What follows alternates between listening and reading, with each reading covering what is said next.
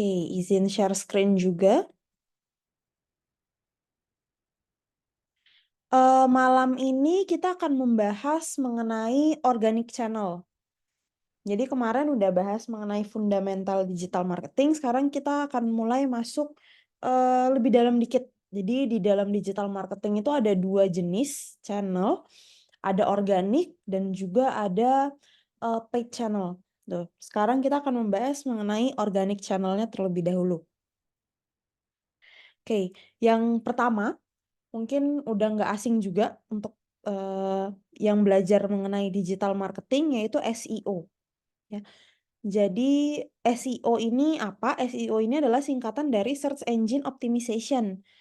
Nah, jadi dia adalah salah satu cara untuk meningkatkan visibilitas sebuah website dalam hasil pencarian organik yang bersifatnya gratis gitu. Jadi ketika kita menjalankan SEO ini, eh, kita nggak mengeluarkan biaya sama sekali gitu. Jadi dia gratis dan khusus di search engine, khususnya Google. Tuh, jadi ini contohnya ada di samping. Kalau misalnya pakai Google Ads, itu seperti yang kemarin ada tulisan ad-nya atau bersponsor. Nah, tapi ketika kita menggunakan SEO yang organik, itu memang akan muncul seperti biasa aja. Jadi nggak ada tulisan ad atau bersponsornya. Nah, kalau seperti itu berarti dia memang murni memakai SEO. Oke, kemudian next. Ketika kita pakai organic result ya. Jadi ketika kita pakai organic result, hasilnya itu sebenarnya nggak bisa secepat ads, nggak bisa secepat paid result. Tuh, jadi ketika kita pakai organic, tentunya hasilnya itu mungkin baru bisa kita lihat 3 bulan setelahnya, atau 6 bulan setelahnya, atau bahkan 1 tahun setelahnya. Tuh, jadi memang resultnya akan sangat lama. Jadi kalau memang pengen pakai yang atau pengen dapat hasil dalam waktu singkat, silahkan pakai paid paid channel aja dibanding organic channel. Oke, kemudian eh, perusahaan seperti apa sih yang sebaiknya berinvestasi ke dalam SEO? Nah, jadi kan SEO ini kalau bisa dibilang adalah salah satu marketing channel yang paling berpengaruh gitu karena dia memiliki skalabilitas yang tinggi serta dapat dimanfaatkan oleh hampir segala jenis usaha gitu. Jadi semua orang yang atau semua bisnis yang punya website itu memang sebaiknya menerapkan SEO ke websitenya.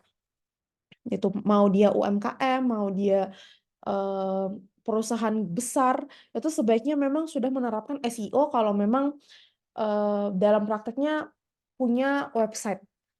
Tuh, jadi karena untuk memulai kan memang butuh banyak pekerjaan ya. Dan SEO ini sebenarnya lumayan sulit gitu. Jadi ketika teman-teman mau mulai SEO, ya sebaiknya memang sudah dipelajarin secara khusus gitu. Jadi ketika ketika ada di digital marketing nih, digital marketing kan punya banyak turunan lagi. Salah satunya SEO. Nah, kalau memang mau mendalami SEO secara keseluruhan, itu bisa langsung memang belajarnya tuh sebagai SEO spesialis gitu. Jadi nggak sebagai digital marketing spesialisnya, tapi sebagai SEO spesialis karena dia akan lebih rinci gitu. Oke, kemudian waktu yang tidak tepat untuk berfokus ke SEO seperti yang tadi sudah saya sampaikan. Jadi kalau misalnya teman-teman mau hasil yang singkat, itu nggak cocok pakai SEO karena SEO itu adalah sifatnya organik, dia butuh waktu untuk menghasilkan result. Jadi kalau memang butuh cepat gitu ya, butuh cepat itu disaranin pakainya Google Ads aja. Kemudian tidak tepat juga untuk berfokus ke SEO itu ketika produk yang kita tawarkan biasanya itu sangat baru gitu. Jadi orang tuh masih asing gitu, masih asing sama produk yang kita tawarkan. Itu sebaiknya nggak berfokus ke SEO, tapi fokusnya bisa langsung aja ke penargetan berdasarkan niatan seseorang atau kalau tipenya kemarin itu kayak outbound, itu outbound marketing. Nah, kita bisa pakai itu ketika memang produk kita itu baru banget sampai masyarakat atau pasar itu juga belum terlalu ngerti sama produk kita. Itu kurang cocok ketika kita menggunakan SEO dengan kondisi seperti itu. Tuh, kemudian yang kedua itu ada sosial media organik ya. Jadi kalau sosial media organik ini sebenarnya ketika teman-teman punya sosial media, misal punya Instagram untuk bisnisnya teman-teman, nah di situ tuh teman-teman sudah menerapkan sosial media marketing atau sosial media organik sebenarnya. Itu jadi setiap konten yang dipublikasikan ke media sosial itu sebenarnya sudah dianggap sebagai bagian dari sosial media marketing. Itu. Nah, kenapa sosial media marketing ini sangat menjanjikan karena sampai ke riset terakhir, lebih dari 130 juta pengguna media sosial aktif itu, ada di Indonesia, gitu, atau sama dengan 50% dari total populasi Indonesia. Jadi memang potensi untuk menggunakan sosial media marketing ini sangat tinggi atau sangat bagus. Oke, aku next. Nah, ini ada risetnya kalau mau dilihat. Jadi kalau berdasarkan riset terakhir di Februari 2022, ini sebenarnya WhatsApp yang paling banyak digunakan di Indonesia, kemudian ada Instagram, ada Facebook, ada TikTok, dan seterusnya. Nah, tapi mungkin kalau di riset terbaru di 2024, mungkin TikTok menempati urutan pertama atau kedua gitu. Jadi antara Instagram dan TikTok tuh udah berkembang lebih pesat pastinya. Oke. Nah, perusahaan seperti apa sih yang sebaiknya berinvestasi atau menggunakan sosial media marketing atau sosial media organik gitu. Jadi sebenarnya ketika kita memulai suatu bisnis dan bisnis tersebut mau go digital itu paling minimal kita punya Instagram gitu, untuk membentuk brand image dari, perusahaan kita. Nah, gitu. Jadi di sini juga sosial media organik itu sangat efektif untuk meningkatkan brand awareness, gitu. Jadi ketika kita mau mulai, misalnya bingung digital marketingnya mau mulai dari mana, itu bisa dimulai langsung dari sosial media organik dulu. Jadi punya sosial medianya dulu untuk memperkenalkan kita tuh apa sih perusahaannya, jualannya apa sih, gitu. Seperti itu. Jadi memang ketika menggunakan, sosial media organik salah satunya Instagram itu sangat efektif untuk meningkatkan brand awareness. Jadi kita harus punya itu dulu, minimal. Nah, kemudian jika digunakan untuk meningkatkan traffic atau untuk meningkatkan sales, organik sosial media ini memiliki efek yang terbatas gitu. Terbatasnya itu dalam artian jangkauannya, gitu kan. Jadi, ibaratnya ketika kita baru memulai, baru merintis, kita harus fokusnya ke awareness dulu aja. Tapi kalau untuk traffic dan sales itu kayaknya masih agak sulit karena secara followers mungkin kita juga belum sebanyak itu, kemudian secara jangkauan dan profil visit itu masih perlu kita tingkatkan. Jadi, mungkin ketika di awal itu jangan fokus ke sales-nya. Jadi ketika ketika Instagram-nya udah ada dan tidak menghasilkan pembelian atau penjualan, jangan merasa ini udah gagal gitu. Karena memang, segala sesuatu yang bersifat organik itu butuh waktu. Butuh waktu yang lebih panjang daripada, paid channel, gitu. Oke, kemudian, ini penjelasan lanjutannya ya, gitu. Jadi ketika perusahaan kita mempublikasikan sebuah post di Facebook atau Instagram, itu kan hanya sebagian kecil orang yang dapat melihat. Jadi jangkauannya itu sebenarnya kecil, kecuali kita memang menggunakan boosting. Tapi boosting kan itu udah masuk ke paid ya, itu udah masuk ke paid. Nah, sebenarnya kalau sekarang itu ada banyak strategi yang bisa memperluas jangkauan. Nah, salah satunya itu, kita mungkin bisa main di hashtag-nya. Hashtag-nya bisa apa namanya, bisa diperluas, bisa gunakan hashtag yang lagi viral, atau juga mungkin kita bisa gunakan atau ambil ide-ide yang lagi viral, sound yang lagi viral itu sebenarnya bisa bisa dipakai kalau sekarang strateginya. Cuman mungkin memang jangkauannya masih tetap tidak akan seluas paid, gitu. Tapi udah ada caranya, jadi nggak yang mentok, nggak bisa dioptimasi lagi ibaratnya ketika kita berbicara mengenai jangkauan. Kemudian yang ketiga itu ada email marketing.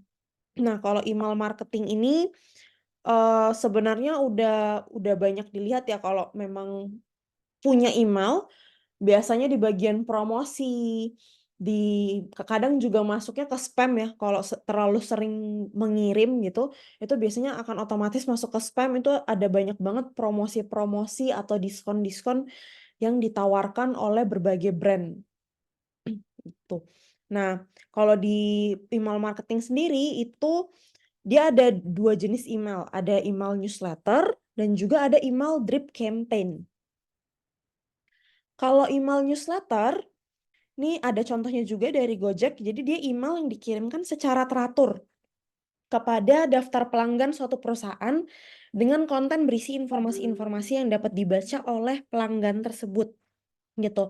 Nah, jadi kalau misalnya contohnya kayak di Gojek nih, biasanya kalau kalau teman-teman daftar akun, ya, itu secara sadar atau nggak sadar kalau teman-teman nggak terlalu merhatiin, biasa di paling bawah sebelum akhirnya kita buat sebuah akun, ada kotakan kecil gitu yang udah kecentang dari awal. Itu di situ teman-teman menyetujui kalau akan menerima segala bentuk promosi dari Gojeknya ini, gitu, ke email teman-teman. Nah gitu. Jadi, sebenarnya itu triknya ya. Jadi supaya teman-teman nggak sadar, nggak aware kalau ada kotakan itu, kalau teman-teman setuju, karena kan kita biasa ya udah isi data, terus langsung buat akun gitu. Jadi nggak terlalu merhatiin hal-hal lain. Nah, itu salah satunya triknya seperti itu. Setelah teman-teman submit, setelah teman-teman buat akun, emailnya akan langsung terdaftar ke customer list dari akun Gojek tersebut, dari Gojeknya. Nah, jadi nanti setiap ada promo atau setiap ada tawaran-tawaran menarik, itu dia akan langsung kirimin secara teratur ke emailnya teman-teman. Salah satunya yang ini, dari GoFood, gitu. Kemudian kalau yang kedua tadi kan ada 2 jenis. Yang kedua adalah email drip campaigns. Nah, kalau drip campaigns ini apa? Drip campaigns ini ada turunannya lagi. Jadi yang pertama ada welcome email. Ini ada contohnya di bagian bawah dari OVO. Jadi email ini terpicu ketika seorang pengguna mulai berlangganan pada suatu layanan, gitu. Jadi ketika kita daftar, kita buat akun di sebuah aplikasi atau di sebuah website. Nah, setelah kita daftar itu biasa akan ada email yang masuk langsung ke kita. Itu adalah welcome email, email selamat datang gitu. Terima kasih karena sudah menggunakan OVO misalnya. Nanti akan ada petunjuknya atau instruksi singkatnya atau biasanya dia akan kasih diskon pelanggan pertama, gitu. Jadi itu welcome email. Kemudian yang kedua ada upselling email. Nah, upselling email ini contohnya yang kayak dari Traveloka. Jadi email ini akan terkirim secara otomatis setelah pengguna selesai melakukan pembelian untuk mengajak pengguna tersebut melakukan pembelian atau produk layanan lagi. Nah, upselling email ini sebenarnya bisa kita temukan di praktek harian juga, jadi nggak cuma di email. Kalau yang kasusnya Traveloka ini, kita udah pesan tiket pesawat, kemudian dia akan kirim email lanjutan. Nah, udah pesan tiket pesawat nih, butuh airport transfer nggak?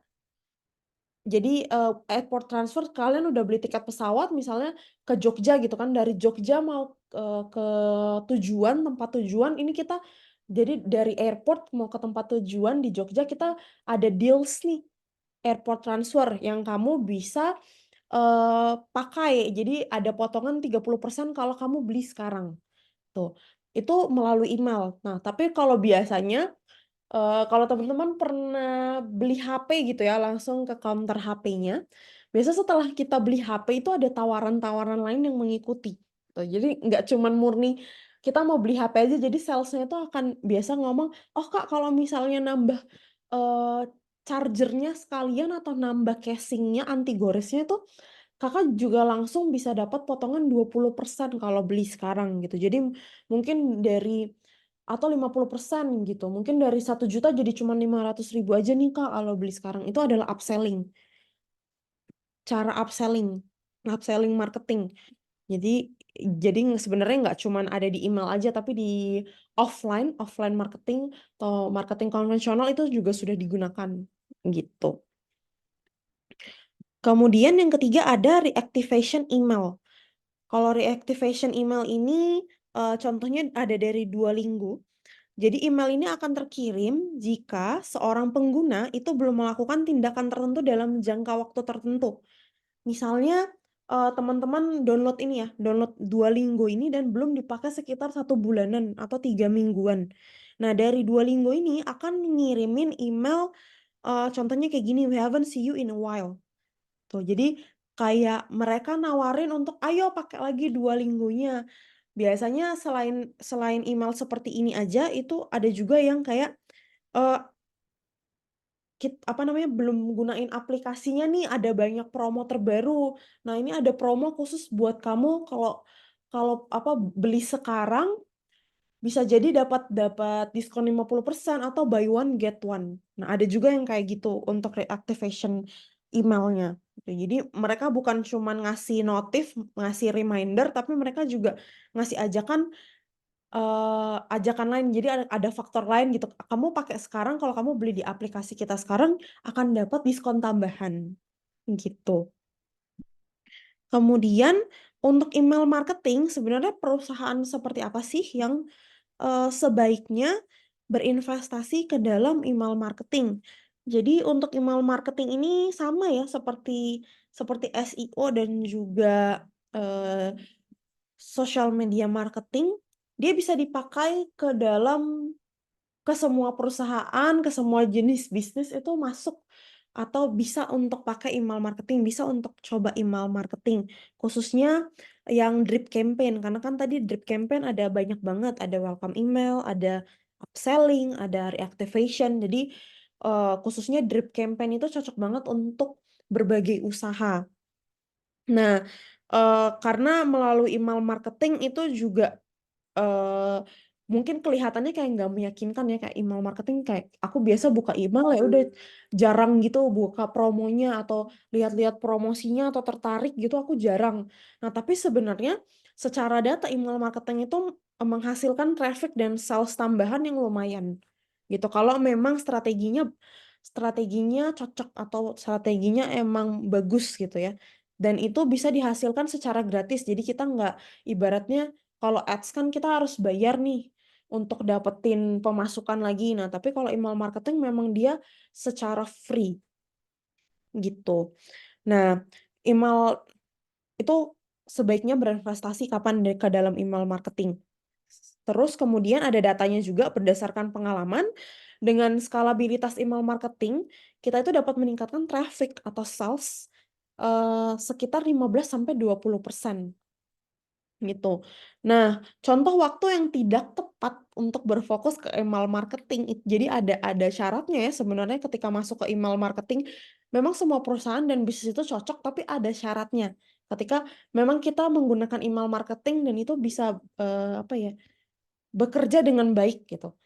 Nah, kalau misalnya basis pelanggan atau ibaratnya kita sebutannya customer list.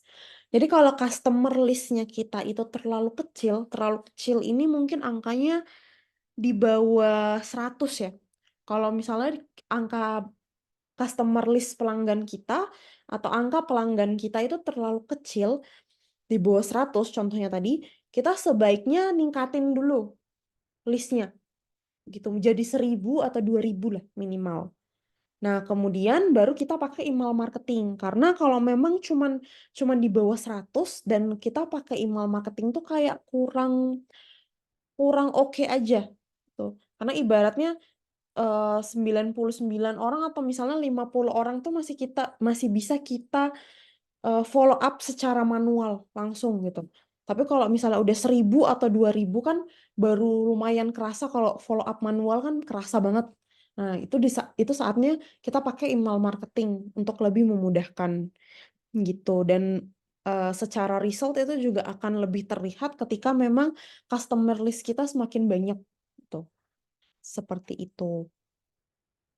Oke, dari teman-teman ada yang mau ditanyakan dulu silahkan terkait dengan organic channel-nya?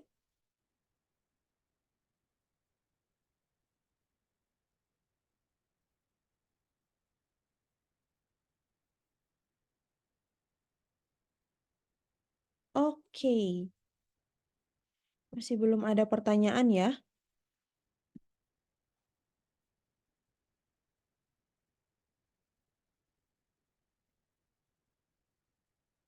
Mungkin sambil menunggu,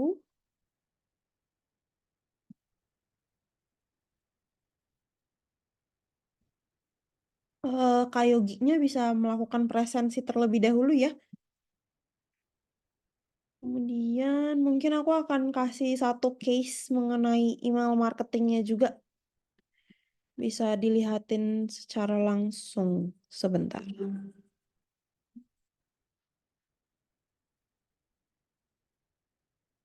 Mm, mm, mm, mm, mm, mm. Mana yang...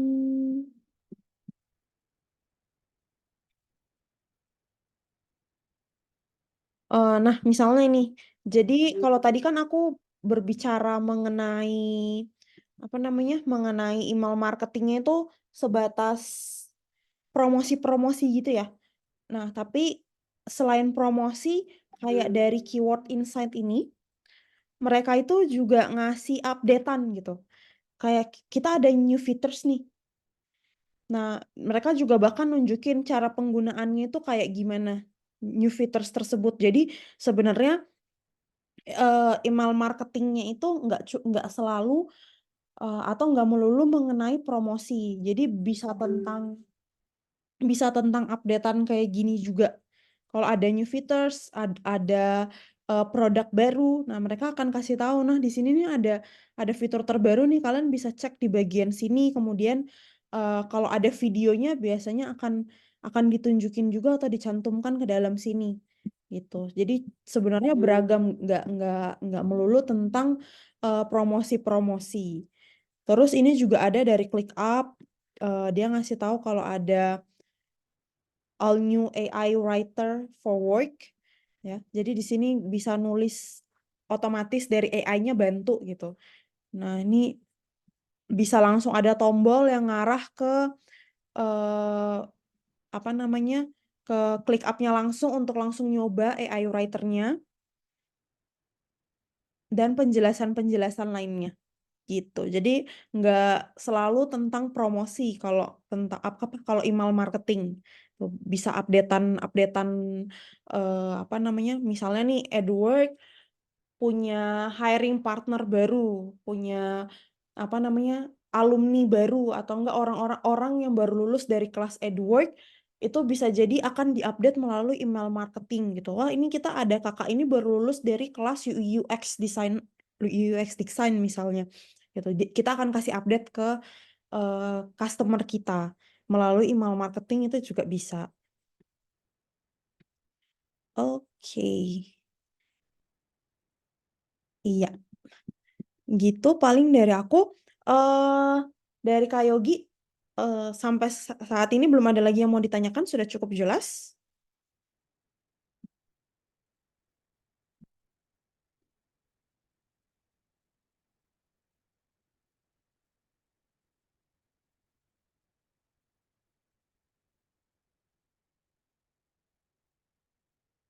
Oke, baik Kak.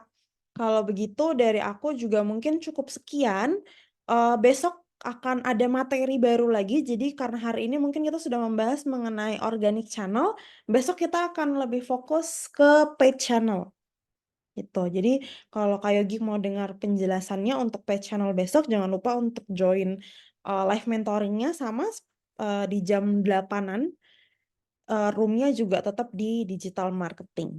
Tuh. Terima kasih banyak Kak Yogi untuk waktunya malam hari ini. Selamat malam. Thank you, thank you.